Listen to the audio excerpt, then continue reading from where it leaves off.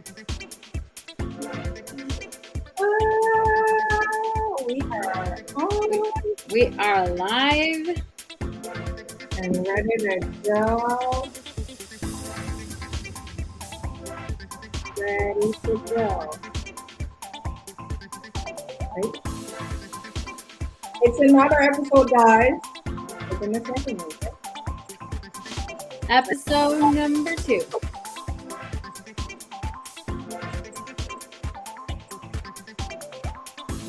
Okay, I think I'm doing a good this song now. What did you say? I'm liking this song a lot now. This is gonna be a good joke. This is gonna be a good joke. Guys, welcome to another episode of Money Mondays. I'm your capital raiser, Kalisha Carter, and me, Betzy, which is Hey, also a everyone. capital raiser. And here's a quick joke. Well, she is having some technical issues, so you might see Betzy with her thing here, her speakers. And it just looks like it's her phone, and she's like freaking out, but she doesn't look like she's freaking out. She looks so relaxed and ready today to drop some knowledge, right, Betty? Yeah, we're ready. Let's do it. And she's hiding the speakers now. I'm trying. Oh my gosh, she's trying to hide the speaker. This Wait, is it hilarious. was this or were headphones over my hair? And she wants to show her herself. That's enough now. All Hey, right. you guys. Hey, Alonso. It's so nice to see you here. Hey Giovanni, and we're also I have my Instagram live open too. She's like winking. All right, guys. Thank you guys for tuning in on YouTube, on our Facebook channels. We really appreciate everyone for tuning in today. Today, we're literally going to talk about the ideal private money lender. We've been seeing where a lot of persons talk about they are private money lenders, but after having conversation with them, they are really hard money lenders and other different things. So we're gonna touch on that today. But before we even jump in, like Betty, how was your Easter weekend? I was good. I had an eventful weekend. Yeah, for me, it was good. How about yours? Stayed in bed with the flu. I know. Oh, tough. I don't know what's going on. I think everyone is getting the flu, so I just stayed in bed all weekend. But I'm staying away from that, but I'm glad you're doing better. You look very good today. yes, some vapor rub, and that does the trick all the time. So before we even jump in, guys, feel free to, if you have any questions, post them in the comment section. We'll review as much as we can. We'll pop them up on the screen as well. And we have a little surprise at the end that we want to share with you guys. And also, don't forget to subscribe, tell a friend, follow us at Kalisha Carter and at Life with Betzy. We share a lot of different deals that we have that we're seeking funding for, and some tips as well of how we're raising private capital. So tune in, guys. Yeah, and then also being an entrepreneur in our lives, like it has a lot. We do everything, as entrepreneurs. So we're just gonna dive right in. And before we even dive in, we just want to define. And what we did was we made sure to go on Google to find their definition and combine it as in the simplest form. Who is a private money lender? So Yeah. So what we got was private money lenders are entities that lend money to individuals or businesses. They can fund many different varieties of loans, but the two most common are in real estate or personal.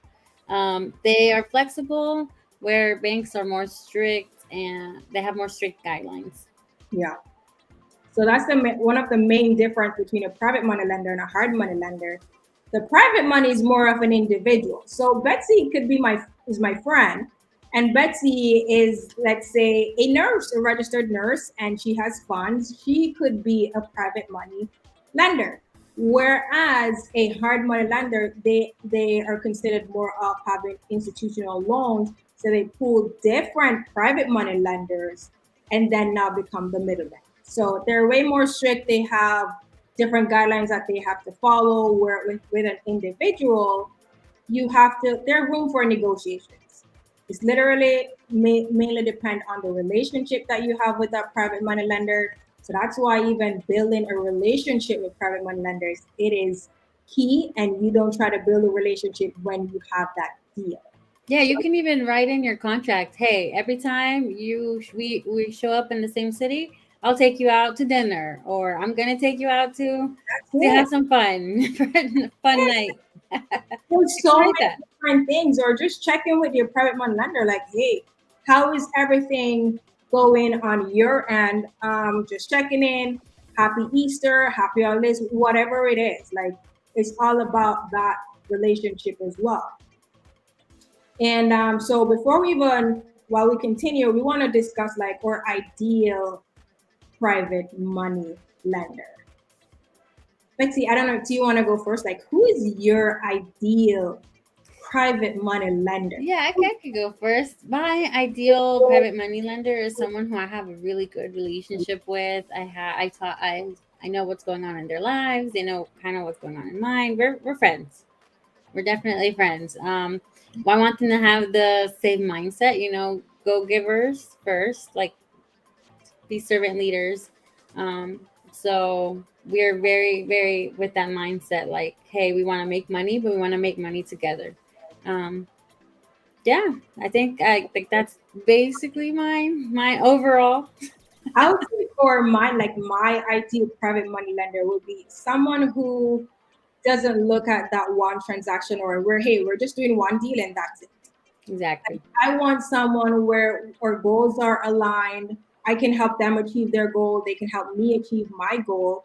They're flexible. They're like, hey, as long as this gets me to my goal, I'm in. And the biggest thing is the best private money lender, they're not, what do you call it? It's not even, I can't find the word. But where they don't think that they use their abuse because they have money, meaning I have to work with you.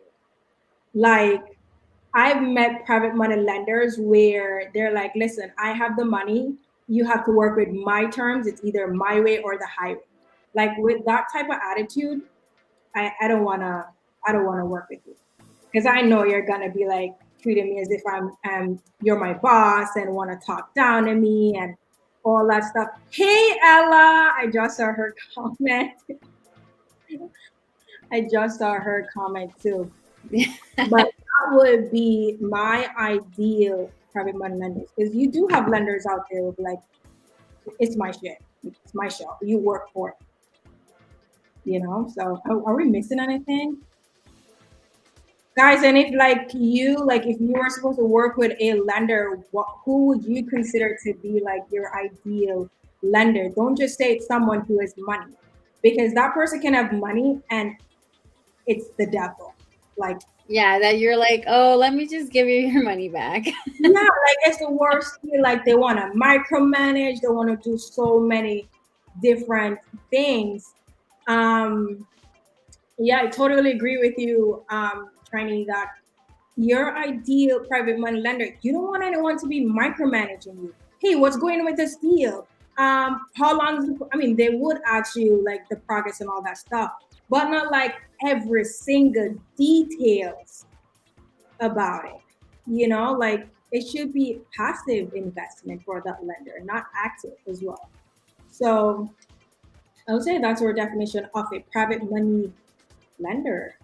Like, feel free, guys, to let us know who your private money lenders is. I know to a lot of you guys, this is completely new, so we want to keep it as simple as possible and don't get like bombarding you with all that info. And the next thing I want to talk about is the source of funding for private money lenders. Dude, there's This so many people think it's I love this part because this is one of the biggest things that I learned that I was like, what?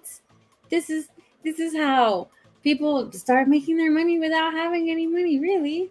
Like, wow, this is amazing. I think not everyone knows about this. I think we should be very open about it, talking about it all the time. Like, people do it all the time.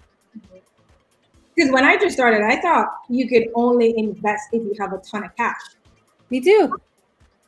So I was like, oh, I don't have a ton of cash sitting around. I can't lend. If I can't even buy myself a house, how can I lend? How can I lend you money?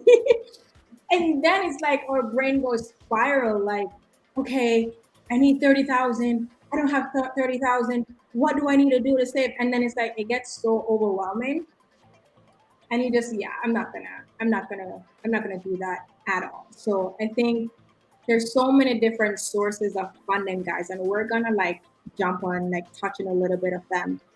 Uh, so cash Do, is one. That's a big wait, thing. wait. Do you guys know any? If you guys know any, definitely post them. I want to see which Yeah, ones like you guys know. if you guys know, drop them in the comments. Like, where can private money lenders get their source of funding from? Like, there's no right or wrong answer, guys. Just let us know where can they get funding from. Let's see. Come on, don't be shy. We have some viewers on this, and we have some viewers on Instagram. So drop them in the comments. Let us know what are some source of funding. Are you getting any comments on Instagram? No, everyone's shy. I think they're just watching. All right. So 5, 4, 3, 2, 1. Okay. So let's just dive in.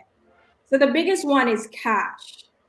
So we already covered that That's one. the one that we all think of. That we all are like, if I don't have that much, I don't know if I can lend.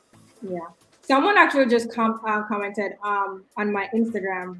Just now we're getting the answers, Betsy. Before we even know, so we have other investments. Yes, you can use that. We have W-2 jobs, your 401k, your whole life. Oh, invest with Gabrielle. Oh, you have a ton. And then we have Ed says IRA. Yes, you can use your IRA as a source of funds. You can use your local credit unions as well, your account from there. Oh, guys, You can yeah, get a business line of credit or a personal line of credit. there you go. There you go. So there are so many different options. So the first one we have was cash. The second one, let's see, um, life insurance. So your whole life insurance policy, guys, you can use as a source of funding. So you will find this especially. I've had like what do you call it? Like old landlords or family members. A lot of them back in the day, they took life insurance policy like super serious. So there, it just sitting there, and there's an option for those persons to borrow from their whole life insurance policy. Um, Yeah, you just have to make sure you set it up correctly and like talk to the right people. that's it. Um, but definitely, you can definitely use your whole life insurance. That is it. I think normally a lot of persons have a rep, and they just need to talk to that rep to say, hey, what if I'm supposed to do this? How much is what's the rate that I'll have to charge, pay per month? What's the process like? How long it will take for me to get the funds? Those simple questions that you guys can talk about, ask as well. Yeah, So and it's definitely worth it. Like it's not like, oh my gosh, but I'm gonna have like money that I owe. Like it's worth it when you find the right deal. mhm, it You works. just have to look for the numbers to work for you. An example is that I know a lender who borrowed from their whole life insurance policy. They got it at 4% for the rate. And then when they lent it out, they charge 12%. That's more than double, is it? Yes. Is it more? Yeah, it's more than double. Yeah, because that's eight. It's more than double. So they borrowed at 4% and they lended it out for 12%. So each time they got their monthly payment, they pay back the 4% that they owe, and the remaining amount goes into their pocket. So that's one way that they earn passive income with that. So see, Ella, triple Triple. girlfriend. Thank you. Risky second, guys. So there are people out there, and not everyone is greedy. Like people just want to make some money. Yeah, make money together. Really. For So sure. that's the whole life insurance policy. That's number two we did. Okay, and this one? Number three, your HELOC, and HELOC stands for home equity line of credit. So that means you can pull equity out of your home and lend against it. Some persons, right now, depending on the lender, your rate that you get may be super high. I think right now we had a lender who had maybe 9%. We know someone as well that have like 8%.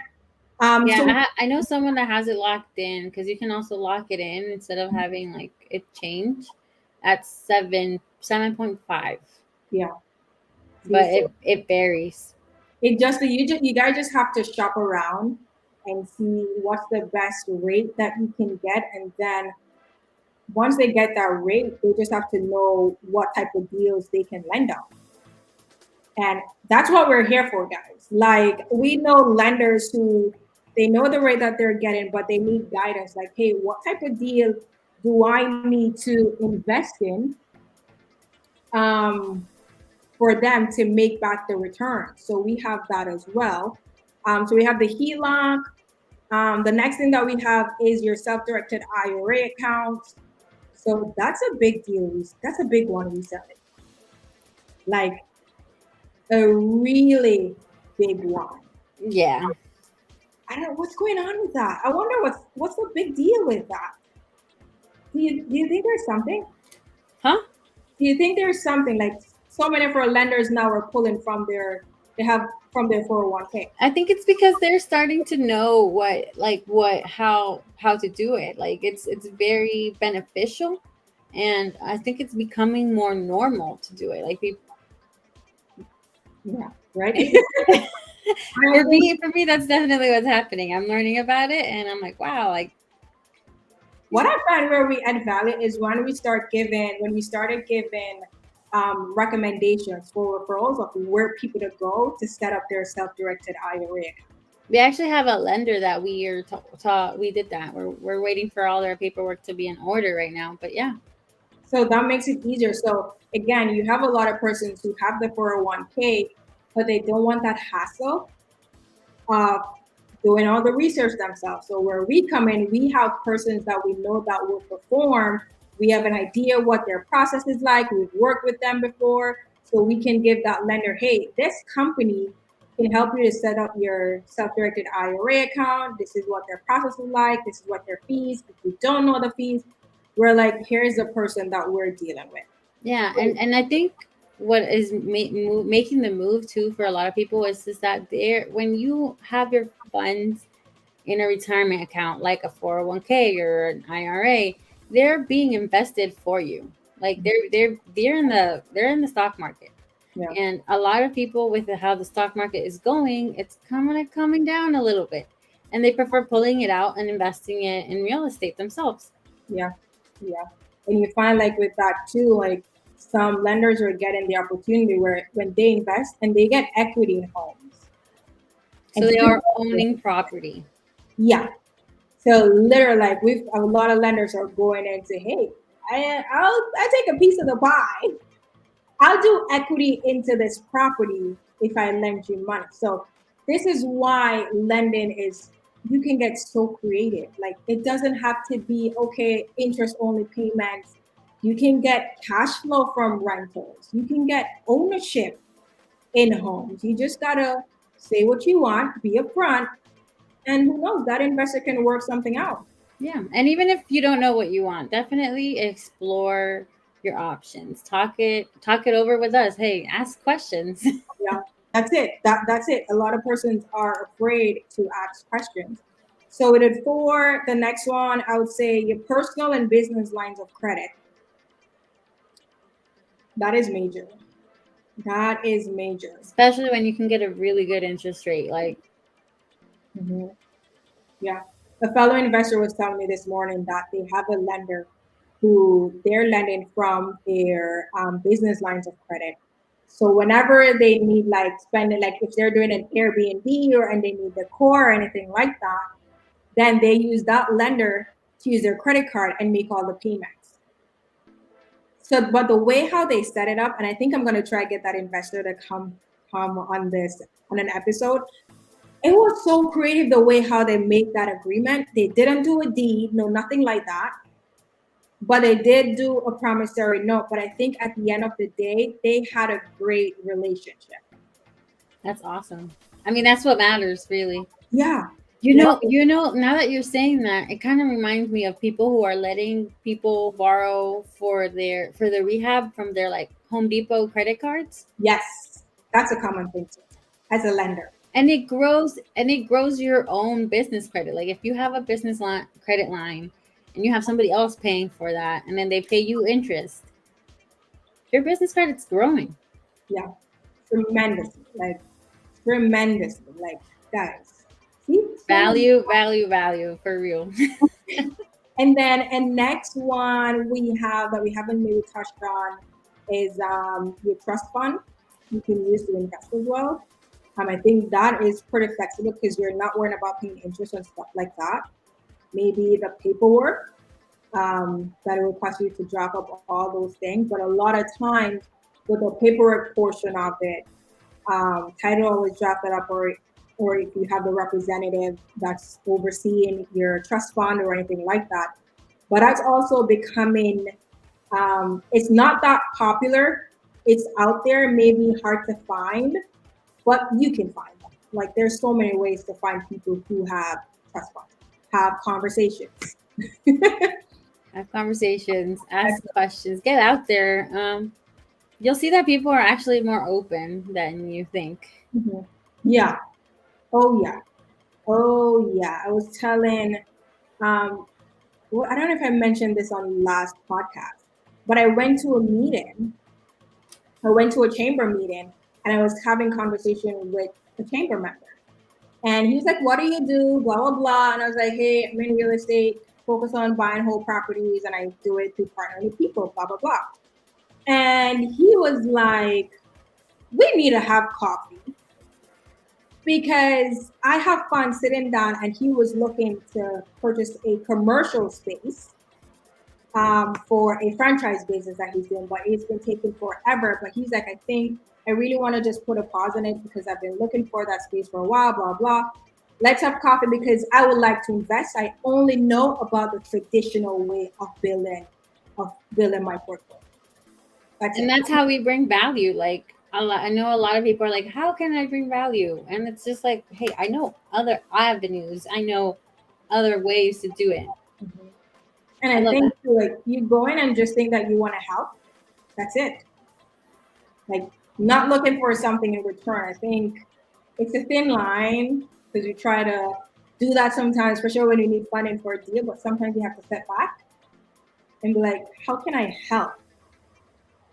You Yeah, know? that's something actually I try to ask when I have a first conversation with somebody. It's like, Mhm. hey, like where in your business are you struggling? Like how can I bring you value? Because I know that maybe it might not even be something that I do, but I do know someone who is doing it. Yeah, that's the. And someone just asked, Josiah just asked, what about persons who are interested but scared to lose their investment? So Josiah, like in a few minutes, we're actually gonna touch on that because that's also one of the biggest, like the really risk part that we always disclose with every lenders.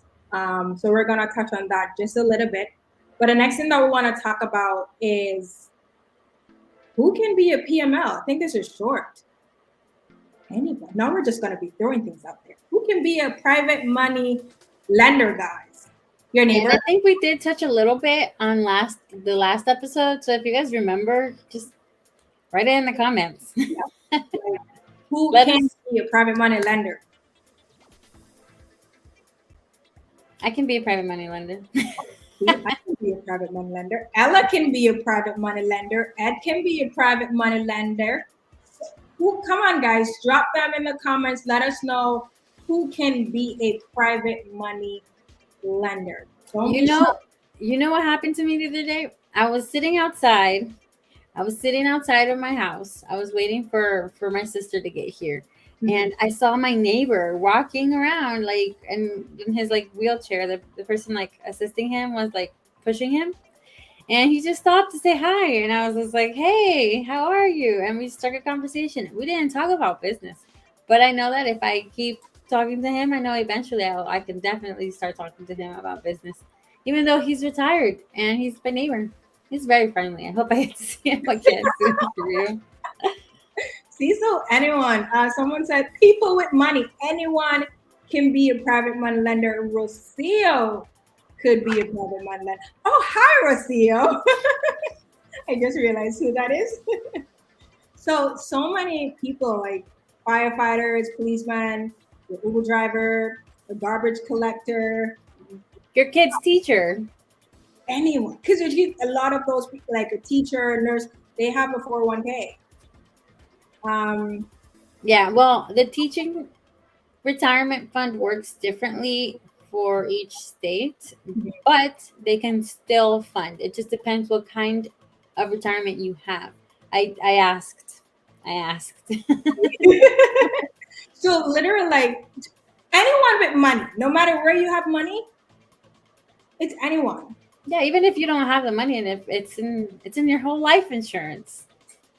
Yeah, you can borrow and then use that money and lend. So literally, guys, anyone can be a private money lender. Any individual, even if that individual create an LLC and just do business in their name, they can be a lender. Your church member as well could be a lender. It's like I know someone from a different mentorship, and they kind of like they have a great relationship with their church members that they use those members and they partner together, and those church members are his private money lenders constantly. So it's like it goes back as well, guys. You have to tell people what are you doing on a daily, like what is it that you're doing. That's it. Living by Betsy was like, "Can you hear me? Is your speakers working?" I'm like trying to move her face because I know her speaker. I can hear you. I got tired with that hand. Okay, good. So which will jump into Josiah's question. And guys, before we even jump in, we want to keep this short today. Don't forget, we have a few investment opportunities that we're still looking for private money lenders for. We Here's funded 2 properties today. we did. I thought it was one. Oh, Well, we did fund 2 properties today. Kudos to us. I thought it was one property that we funded, but I just remember that we actually closed on another one too. So yeah, guys, we found funding for 2 projects, and we still have a few that are available. So click the link and check that out. And what we're gonna get into now, we're gonna keep it super short, but we just want to share this disclaimer, guys. What we're doing here is just for educational purposes. We're not giving any advice. Please seek professional advice from your legal your attorney or your CPA. This is just for educational purposes only. yeah, So we're sharing just what we know and our experiences. We don't that's know it. everything. Yeah. And if we say something that is wrong, just reach out and say, "Hey, I know this, and this is what you guys said," and then we can do our due diligence and correct that as well on the next episode. As Betsy said, we're literally just sharing our experience and what is it that we're doing now. That's it. Always open to growing. That's it. So the before we wrap up, we just want to talk about the risk of being a private money lender. Oh my gosh, you mean it's not guaranteed? Yeah. So if you guys ever hear anyone be like, "I'm gonna guarantee you 10% return on your money, 20%," no, that's wrong. That is wrong. As much as we are trying to find lenders for deals, that's one thing we disclose up all the time. We're telling you the risk and the worst case scenario all the time, because we don't want you to think that, oh, Kalisha and Betsy promised me this. They guarantee me this return. No, we did not. Which is why, and we always include that in our pitch decks too. Um, one of the other risk as well is the worst case scenario. I think that is the lender's nightmare to foreclose on the borrower. Oh yeah. I think that is also a reason why when we ask lenders like, "Hey, is there a specific state you don't like to borrow in?" They always usually say not states where it's hard to foreclose on. Yeah. So what that means, guys, is that normally when a lender, an agreement between the lender and borrower, right? Let's say a borrower agrees to pay the lender back in 3 months an X% amount. And then after 3 months, the borrower still hasn't paid the lender, right? So let's say by month 4, and the lender and the borrower still haven't made come to some agreement or something like that, and it reached month 5, and the lender still cannot get their money back. The lender can foreclose. What that means, they can call the note due, and they can literally take ownership of that property that they lent on. So it just depends on the terms and the agreement between the borrower and the lender. It's different, but that's something common in agreements that is done. And as Betzy said, a lot of lenders like to do it in states that the foreclosure process isn't a pain, and you find that. And as much as, yeah, you can foreclose and get the property back, no lender wants to get a property that's in the middle of a rehab. Who's gonna finish that? So I think that's really what it means when they mention like foreclose on the borrower. That's like the worst case scenario. And then it just depends as well. Don't so Giovanni said, don't get tied up with a Bernie.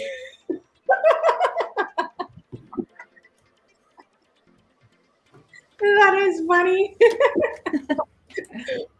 And one of the things too, where a lot of persons they're just hang up about being in first lien, second lien, third, fourth, fifth lien position.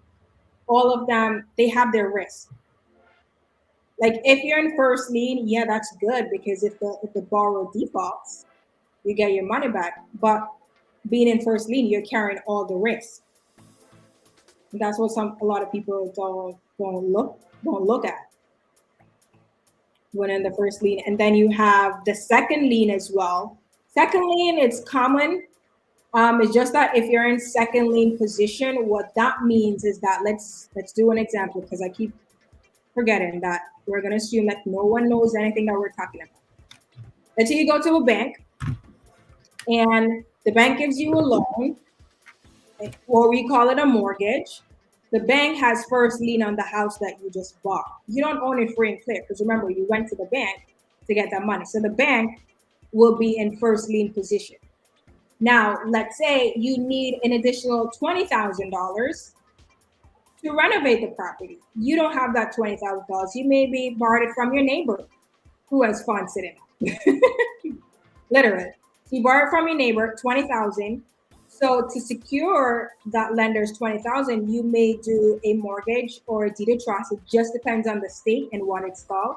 So you will do a recorded mortgage, and the neighbor that has a 20,000 will be in second lien position. Hope that makes sense so far, guys. And if you're following, just drop in the comments to say following or make sense or gotcha or something before we continue. Just want to make sure that you guys are not lost in what we're talking about. If you guys got it, the difference between being in first lien, second lien, you see thumbs up or thumbs up. Yeah. Come on, guys. Let us know. We can see you guys on here. Let us know. Following. Okay. April is following. Thanks, girl. Thank you. April is following. So you have the first lien and second lien. Now, if a private money lender is in second lien position, what that means is if something happens, they're going to get paid out second. So if something happens, the mortgage needs to be taken care of first. So let's say, God forbid, oh my God, God forbid, the borrower died, right? The borrower died, and they have to sell the property. When they sell the property, the mortgage, because the mortgage or the bank, they're in first lien, so they will get paid first. Whatever is left, that's what the second lien holder gets. Now, not the worst case scenario. We always hope that whatever is left is the amount that the second lien holder will have to get. But that's also why we do the underwriting that we do, the way that we do it. Yeah. That's the thing. To make sure, especially if we're fix and flip projects. Mm-hmm. Right? Because we have to make sure there's a good enough spread. We've turned down deals like that before because I think the spread was maybe like 15,000. Yeah. Okay. Giovanni said, if you don't mind, can you repeat? Okay. So you go to a bank. I'm going to use the same example because I want to keep it super simple. You go to a bank and you take out a loan. So the bank is going to give you a loan for 300,000. So you're going to have to be making mortgage payment, 500 bucks a month, whatever, for 30, 40 years until you repay. There's still a loan on the property. You don't own it free and clear because you're still making mortgage payment. To make sure that you don't sell the house, not even sell the house, but just on paper, you're basically writing an agreed note to say the bank owns the home for X amount. So every monthly payment that you make, the loan amount will keep decreasing. So in that case, the bank will have first lien position on that property. The only way the bank will no longer own first lien is if you pay off that entire mortgage amount. But even let's say you have $300,000 cash sitting in the bank and you buy a house, you who have the 300,000 in the bank, you will be first lien. You don't need a bank because it was your money. So you're in first lien position. Let's go back. If it's a bank that you borrowed, you took a loan from, you got the 300,000, the house needs work. You need an extra 20,000. You go to your neighbor to borrow that 20,000. You don't want to just take that neighbor's 20,000 and say, hey, just lend me 20,000. You want to do it properly. You want to do a promissory note that Giovanni agreed to pay Betzy in 3 months, $20,000 plus interest or whatever the agreement is.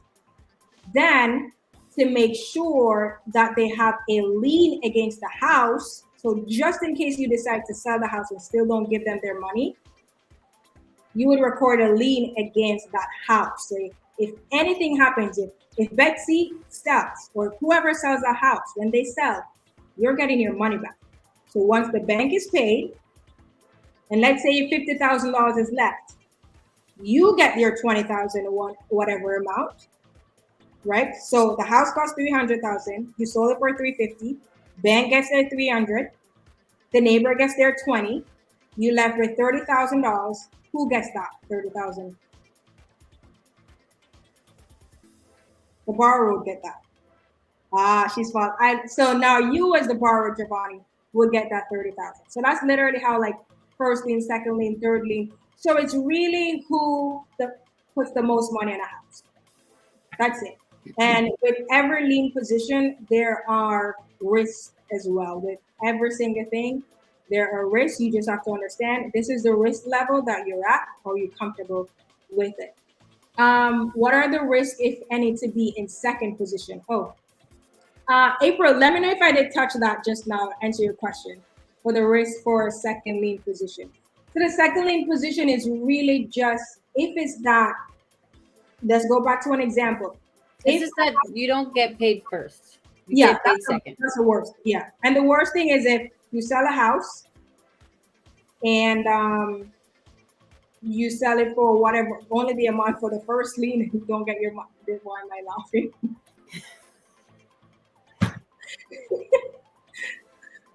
The second lien is not so bad. The risk is just if anything happens, you have to make sure that the first lien money is taken care of first. Yeah, it just if something happens, the house is sold, but it's sold for less than what the value is by a lot less, like not enough to pay both lenders off. Then the first thing gets paid off first, and you get the rest. Mm-hmm. And it might not be all of it. Yeah. So that's one of the risks. That's the risk.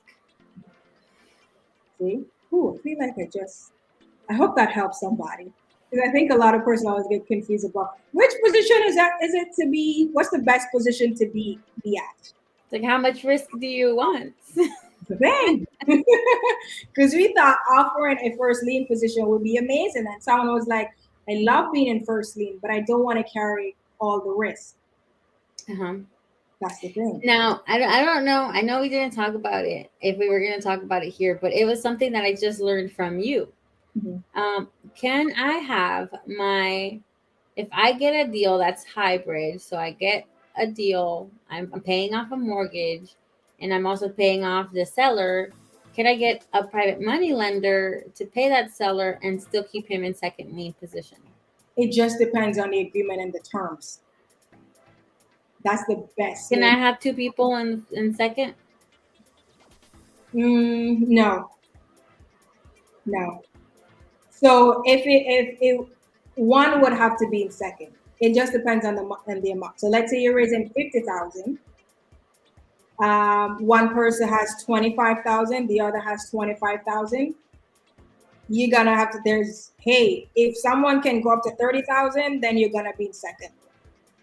Or whoever wires the first 25, the 26,000 will be in second being position So what you would maybe do is have the seller be in third position. if they're okay with it. Okay. That's the thing. That would be the main thing. Um, Makes sense. Oh, you're welcome, April. Giovanni has a question. So, is it true that once you borrowed a loan from a bank, 300,000, you pay 250, and you can't afford to pay the 50? The bank can sell the house 50 that was owed, get back there. Are you talking about selling the notes for 50?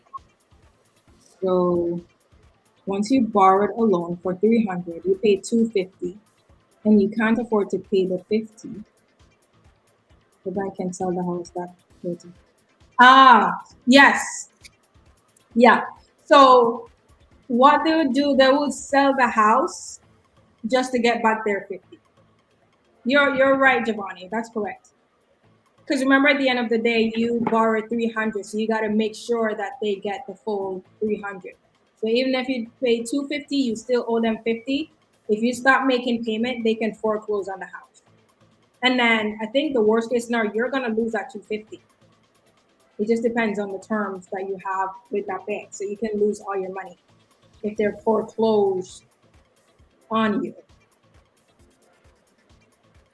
Hope that answered your question.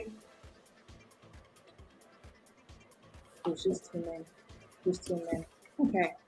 All right. Whew. That was a deep, guys. I If you know, we covered a guys, lot. it's that's a literal the basics. Like if you guys understand those basic stuff, source of funding for lenders, who is a private money lender, what is it we talk about? The risk. If you understand those basics, you can find private money lenders. That's it. Like you literally can find lenders. We're literally like going trying to do like a French. So here's our surprise, guys. Guys, don't forget when you finish, let us know your feedback on this week episode. Subscribe. Oh, Betsy's like on point with that. Subscribe, guys. Share and like our video. Comment. Let us know any feedback. Betsy, you want to talk about the surprise? Yes, I think it is what I think it is. We put a goal. Yes, we put a goal for us. So we're very excited to raise and fund 5 million in real estate for the year of 2023. That's a goal. Sounds scary. I think we had 2 mil before, and we're like, nah, we want to raise and get funding for deals worth $5 million. So I think it was Betsy's idea for us to share it. She's like, we should share this goal.